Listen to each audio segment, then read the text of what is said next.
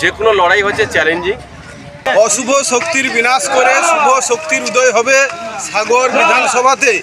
মা বোনদের একটা অনুরোধ করব, আমাদের ভারতীয় জনতা পার্টিকে ভুল না করে এবারে ভোটটা অন্তত পদ্মফুলে দেবেন, এটাই আমাদের কাছে আশা করব। 132 সাগর বিধানসভায় বিজেপি প্রার্থী সুমন্ত মণ্ডলের ভোট প্রচার। সুমতিনগরে পদযাত্রায় জনসমাগম। দক্ষিণ 24 পরগনা জেলার 132 নম্বর সাগর বিধানসভা কেন্দ্রে নির্বাচনী প্রচার ক্রমশ তীব্র হচ্ছে।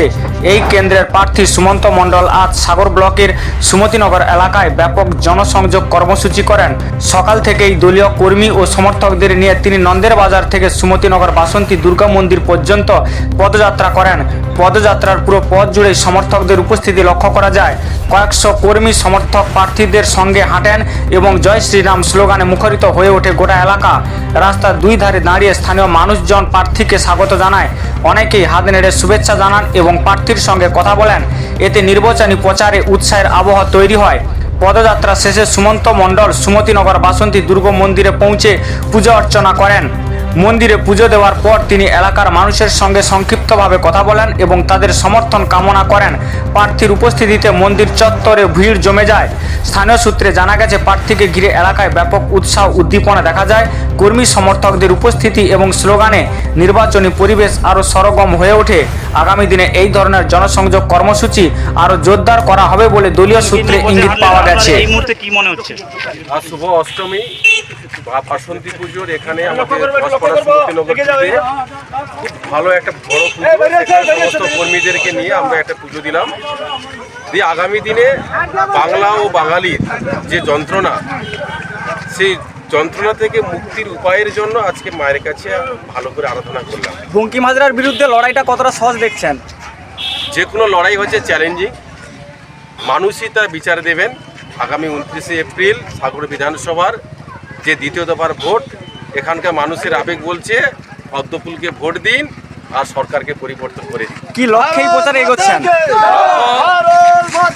মানুষের কর্মসংস্থান, দুর্নীতি, ন্যায়পরণতা, শাসনের অপশাসনের বিরুদ্ধে শাসকের আইন নয়, প্রশাসনের আইনকে লাগু করতে। ভোট প্রচারে মানুষের মধ্যে কতটা উৎসাহ লক্ষ্য করছেন?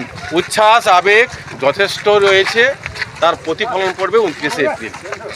অষ্টমী, এই মহাষ্টমীর দিনে অশুভ শক্তির বিনাশ করে শুভ শক্তির উদয় হবে সাগর বিধানসভাতে।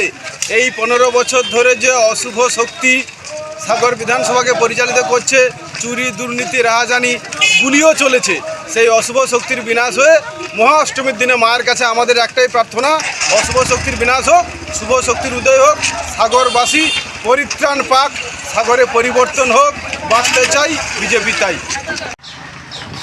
এবার আপনারা জানেন, আমাদের DS2 অঞ্চলের মধ্যে এই বুথের মধ্যে 90 নম্বর বুথের মধ্যে আমরা যে বসবাস করি। 21 সালে যখন বিধানসভা ভোট হয়, আমরা ভারতীয় জনতা পার্টি বিশিষ্ট কর্মী হিসেবে কাজ করেছি। যখন আমরা পরাজিত হই, তখন আমাদের ঘর ছাড়া হতে হয়েছে এবং আমাদের ঘর বাড়ি ভেঙে দেওয়া হয়েছে এবং মা বোনদের সঙ্গে একটা দুর্ভিক আচরণ করা হয়েছে। তার জন্য আমরা কিন্তু এই জন্য আমরা খুব দুঃখিত, আতঙ্কিত ছিলাম। তো পরবর্তীকালে তারাও বুঝতে পারছে যে আমরা বুঝতে পারছি যে না, এই দিনটাকে আর রাখা যাবে না, এই দলটাকে রাখা যাবে না। তাই সেই দল থেকে কিছু শ্রেণীর মানুষ, প্রচুর সংখ্যক মানুষ আমাদের এই দলের জন্য অপেক্ষা করে বসে আছে, কবে এই বিজেপিটা আসবে আর কবে তারা সুরক্ষিত পাবে, মা বোনরা সুরক্ষিত পাবে এবং ছেলে মেয়েদের ভবিষ্যৎটা উজ্জ্বল তৈরি হবে। আজ শুভ অষ্টমী, অষ্টমীর পূর্ণ লগ্নে আজকে আমাদের ভারতীয় জনতা পার্টি আমাদের প্রার্থী এবং আজ আমরা পুজো দিলাম।